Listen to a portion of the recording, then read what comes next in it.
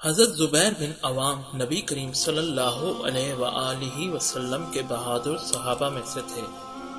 جب غزوہ احد میں کل صحابہ کرام کی تعداد 700 تھی، لیکن آخر میں نبی کریم کے ساتھ صرف 12 صحابہ کرام رہ گئے تھے، اور آپ ان 12 صحابہ کرام میں شامل تھے جو آخر تک نبی کریم کے ساتھ غزوہ احد میں رہے، اور آپ نبی کریم صلی اللہ علیہ وآلہ وسلم کے پھوپھی زاد بھائی تھے۔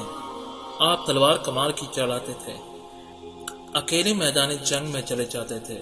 ان کا بیٹا عبداللہ بن زبیر کہتا ہے کہ میرے باپ کے دونوں شانوں کے درمیان زخم تھا، جو کہ بھر تو گیا تھا لیکن ایک بہت بڑا گڑھا پڑا ہوا تھا، جس میں میں پورا ہاتھ اس کے اندر داخل کر لیتا تھا، اور وہ زخم زبیر بن عوام کو غزوہ احد کے موقع پر لگا تھا، اور جنگ یرموک جو رومن امپائر کے خلاف تھی، اس میں حضرت زبیر ایک فوجی اسکواڈ یعنی فوجی دستے کی قیادت کر رہے تھے۔ تو لوگوں نے ان سے کہا کہ حضرت آپ آگے جائیں۔ تو زبیر بن عوام نے کہا کہ اگر میں آگے جاؤں گا تو میرے ساتھ پھر کوئی آگے نہیں جا سکے گا۔ اکیلے انہوں نے گھوڑے کو ایڑی لگائی اور رومن امپائر کی فوج میں گھس گئے، اور کوئی ان سے لڑنے کے لیے تیار نہیں ہوتا تھا، اتنے بہادر تھے وہ۔ لیکن جنگ جمل میں حضرت علی کے مقابلے میں آ گئے۔ امام حسن بن علی نے بتایا مولا علی کو کہ حضرت زبیر آئے ہیں، تو حضرت علی نے کہا کہ رکو، میں خود جاتا ہوں۔ حضرت علی نے کہا کہ زبیر، یاد ہے وہ دن جب تم مجھ سے بڑا پیار کر رہے تھے؟ تو اس پر نبی کریم نے تم سے ایک بات کہی تھی کہ تم علی سے اتنی محبت کرتے ہو، ایک دن آئے گا کہ تم تلوار لے کے علی کے خلاف کھڑے ہو جاؤ گے۔ تو تم نے کیا کہا تھا؟ یا رسول اللہ، میں علی کے خلاف کھڑا ہوں گا؟ فرمایا ہاں، تم اس وقت ظالم ہو گئے۔ تو حضرت زبیر پر غشی طاری ہو گئی تھی، تو حضرت زبیر مولا علی کا سامنا نہیں کر سکے اور میدان جنگ سے چلے گئے۔ بعد میں حضرت علی کی فوج میں سے ایک فوجی نے مولا علی کی اجازت کے بغیر ہی حضرت زبیر بن عوام کا پیچھا کرتے ان کو شہید کر دیا دھوکے سے، اور حضرت زبیر بن عوام کا سر مولا علی کے سامنے رکھا۔ تو مولا علی نے کہا کہ زبیر کے قاتل کو میں دوزخ کی بشارت دیتا ہوں۔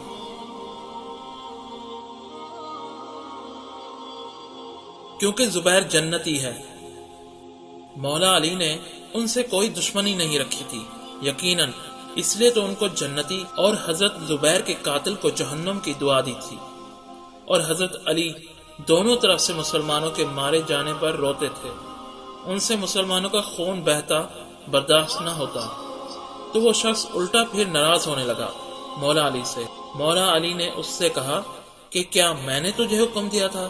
جب میں نے انہیں جانے دیا تو تو نے یہ کام کیوں کیا؟ تو وہ شخص خارجی ہو گیا۔ یہ سب اور بہت کچھ ہوتا رہا۔ مولا علی کی دور خلافت بہت مشکل وقت تھا حضرت علی کے لیے۔ مصنف ابن ابی شیبہ میں ہے کہ حضرت علی اپنے مخالفوں کی لاشوں پہ بھی گریا کرتے تھے، ایک ایک لاش اٹھا کے اس کو صاف کرتے تھے۔ حضرت طلحہ کے بیٹے ابن طلحہ کی لاش دیکھی تو رو پڑے، حالانکہ وہ مخالفت میں لڑنے آیا ہوا تھا۔ پھر حضرت حسن سے کہا کہ کاش میں جنگ جمل سے 20 سال پہلے ہی مر گیا ہوتا، میں یہ دن نہ دیکھتا۔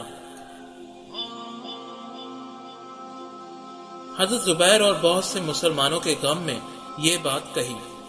ایک ایسا شخص جس نے 8 سال کی عمر میں اسلام قبول کیا، جس نے اسلام کو ازل سے لے کر 3 بر اعظموں تک پھیلتے دیکھا، اور اس کو اپنے بڑھاپے میں یہ دن دیکھنے پڑ رہے ہیں کہ اسلام کا شیرازہ بکھر رہا ہے، کہ مسلمانوں سے لڑ رہے ہیں۔ ایک ایک جنگ میں 8000 کبھی 10,000 صحابہ کرام مر رہے ہیں، جو کسی زمانے میں شیر و شکر تھے، ایک دوسرے پہ جان دیتے تھے، آج وہ ایک دوسرے کے خلاف تلوار لیے ہوئے ہیں۔ حضرت علی اکثر کوفے شہر سے باہر جا کر کنویں پہ بیٹھ کے اکیلے رویا کرتے تھے اور فریاد کرتے کہ یا اللہ، اس امت کے ساتھ کیا ہو گیا؟ مولا علی کوشش کرتے رہے کہ کسی طرح اسلام اور خلافت کا نظام چلے، لیکن آپ کے مخالفوں نے ہر طرف سے ایک الگ محاذ کھولا ہوا تھا اور خلافت کو آپ نہ بچا سکے۔ اسی لیے مصنف ابن ابی شیبہ میں آتا ہے کہ آپ نے فجر اور عشاء کی نمازوں میں قنوت نازلہ پڑھی، جس کا ترجمہ یوں ہے: اے اللہ، معاویہ اور اس کے گروہ، عمر بن عاص اور اس کے گروہ، ابو سلمہ اور عبداللہ بن قیس اور اس کے گروہ کو پکڑ لے، ان کو برباد کر دے۔ اور احادیث میں نبی کریم صلی اللہ علیہ وآلہ وسلم نے فرما دیا تھا، سنن نسائی الکبریٰ اور المستدرک للحاکم میں یہ حدیث پاک ہے کہ نبی کریم نے ایک دن حضرت علی سے فرمایا تھا کہ اے علی، اگلی امتوں میں سب سے بڑا بدبخت وہ تھا جس نے قوم عاد کی اونٹنی کو قتل کیا اور اس کے بعد عذاب آ گیا۔ میری امت کا سب سے بڑا بدبخت وہ ہوگا جو تیرے سر کے خون سے تیری داڑھی کو رنگ دے گا۔ اور وہی ہوا، مولا علی پر فجر کی نماز پہ جاتے ہوئے حملہ ہوا اور 3 دن بعد آپ کی شہادت ہو گئی۔ اس کے بعد امت ایک جگہ پہ جمع نہیں ہوئی۔ حضرت علی ایک آخری کوشش تھے اور جن لوگوں نے حضرت علی کا ساتھ نہیں دیا انہیں اس کا خمیازہ بھگتنا پڑا۔ عبداللہ بن عمر نے بیعت نہیں کی تو صحیح بخاری میں ہے کہ عبداللہ بن عمر کو آل امیہ نے ہی قتل کروایا۔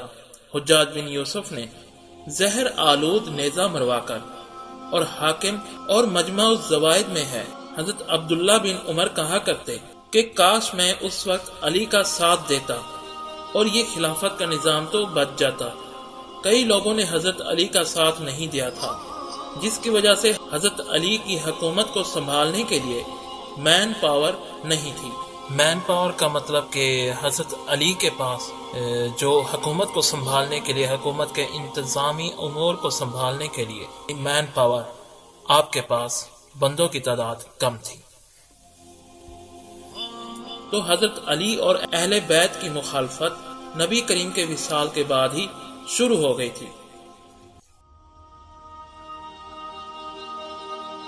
دوستو، اس ویڈیو کو زیادہ سے زیادہ شیئر، لائک اور ہمارے پیج کو فالو اور سبسکرائب لازمی کیجیے گا۔ شکریہ۔